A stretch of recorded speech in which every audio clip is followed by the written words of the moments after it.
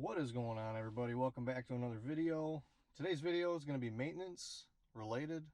We're going to be doing a break-in oil change on the 4Runner. And let's see, we currently have just over 1,000 miles on the 4Runner. Had it about 3 weeks now, and we're going to go into break-in oil changes a little bit here. Very important to do a break-in oil change. You know, you got a brand new engine, things are moving. You're going to have a lot of metal flakes and a lot of metal pieces in there. That's why my general rule of thumb is you do your first oil change at 1,000 miles and then your second one at 5,000 miles, okay? That just prevents wear and tear later on and having those metal flakes in your oil. And if I see those when I'm changing the oil, I'll show you guys, but let's get to it.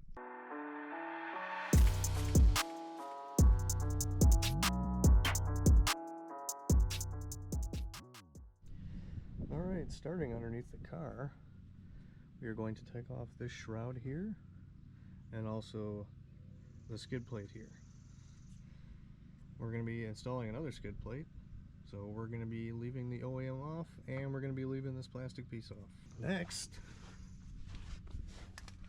we are going to take off this cover here, and you can see right there is the drain plug for the oil. We are going to be removing that. We will be removing this with a 14mm socket. Make sure your drain pan is in view. There we go. And of course, my hands got covered in oil, but nature of the beast, right? While we're letting the oil drain, make sure you inspect your drain plug. This is the drain plug. There's supposed to be a gasket on the end, so we can only assume that the gasket is still up there against the oil pan. So after this is done draining, we're going to have to remove that and make sure you replace the gasket. Alright, we got the old gasket off the pan. It was stuck on there. Took a little bit of finagling. I had to use a razor blade with a screwdriver and kind of pull it off. Okay, drain plug. New gasket. Do not over torque this. Alright, do it till it's tight. Alright, we have the drain plug back on. I'm going to be taking off the oil canister, oil filter canister. Alright, I have a special tool for this. I'll show you that in a second.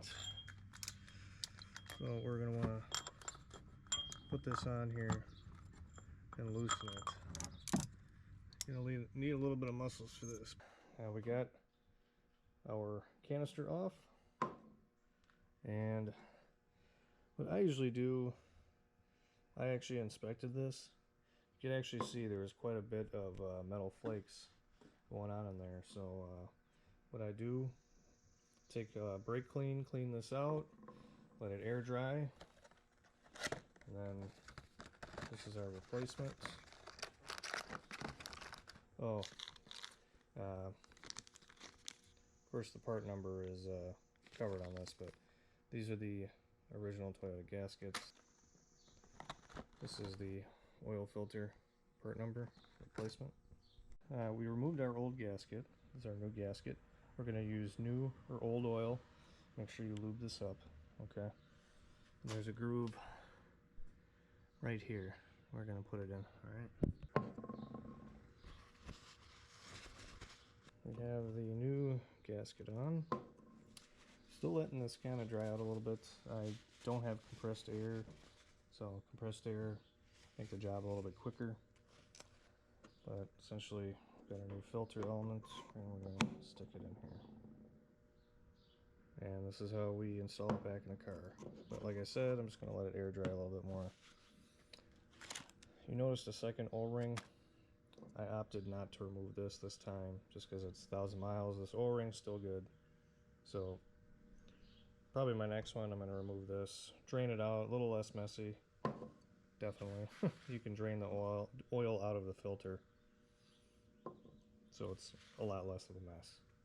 Let's check out that old oil filter earlier, and I didn't see any big metal flakes. Oh, I don't know if you guys can see that, but there's a little bit in there. But that's why it's so important to do that break-in oil change, because you just have all those metal flakes going everywhere, and that's just not good. So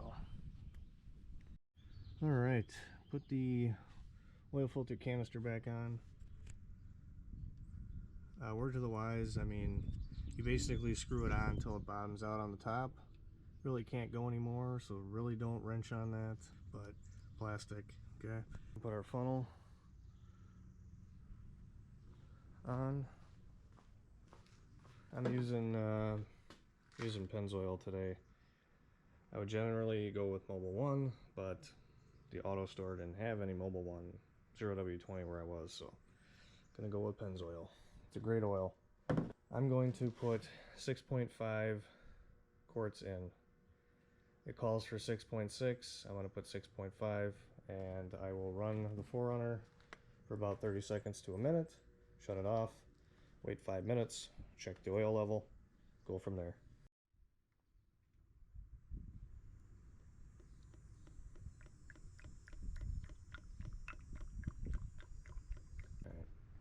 Exactly 6.5. Let's take this off, put the cap on.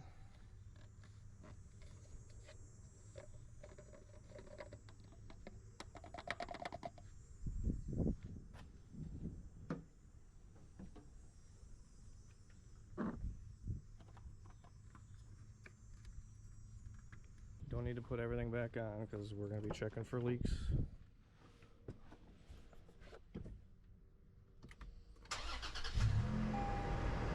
We're checking for leaks.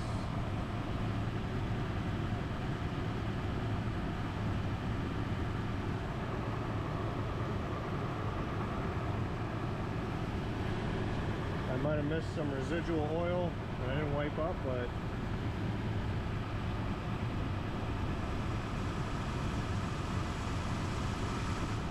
so far I'm not seeing anything.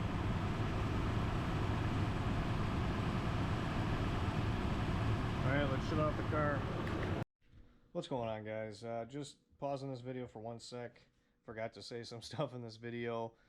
Alright, so just want to make a full caveat to the whole breaking in, the oil change break-in, and why it's so important. I'm not sure if you guys saw in the video, I couldn't tell. I'm using a GoPro right now, but there was a significant amount of metal shavings in the engine, okay? And that's normal because the engine's brand new, you know what I mean? So just do those break-in oil changes, and whatever Toyota says, don't change your oil at 10,000 miles. Don't do it. Change it at 5,000 miles. I'm going to quote the Car Care Nut. Check out his YouTube channel if you haven't. All about Toyotas, great guy. Yeah, he says to change your oil at 5,000 miles, and he's a master Toyota mechanic. I would listen to him. You know, for those of you that have the service or the free maintenance or whatever, you get the free maintenance for 2 years, but the thing is, they only do it every 10,000 miles, and that is ridiculous. Do not change your oil every 10,000 miles. Your engine is going to wear prematurely, and your 4Runner won't last as long as it should. So 5,000 miles. Awesome. Alright, I'm glad we got that covered. And let's go to the outro.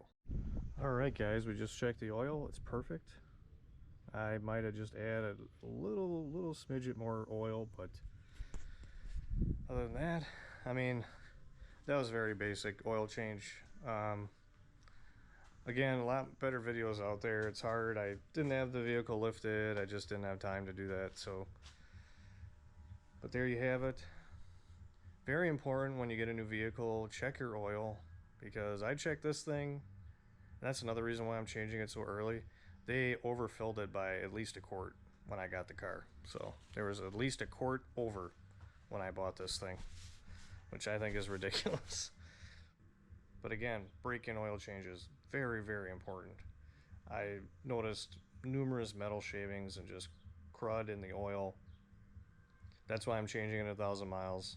Again, I'm going to be putting Mobil 1 in it, but since my auto shop didn't have it, went with Pennzoil this time, but I'm only going to be driving it with this oil for 4,000 miles, and I'm going to be changing it. So guys, I hope you enjoyed. It's kind of more of an informative video, but let me know what you guys think. Next video is going to be putting on the TRD skid plate, the OEM one. So stay tuned for that. You guys enjoy and be safe.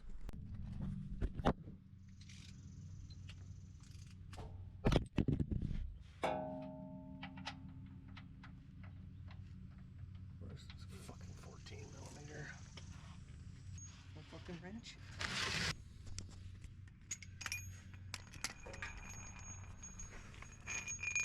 Don't over torque stuff, okay? Just, you got that crush washer you got to replace. Do not over torque that. Like, again, they must have used an impact on that drain plug when they put the oil in the car or whatever. I don't know. I don't know what they did, but that gasket took me a while to get off. It was a pain. So don't over torque that. Don't over torque that oil filter canister either. Make sure your oil is right at the right mark. Oh, and then also we have to reset the oil maintenance lights, but that's in your own, I believe that's in your owner's manual. There's videos to do that. You got to do it with your trip A. But again, thanks.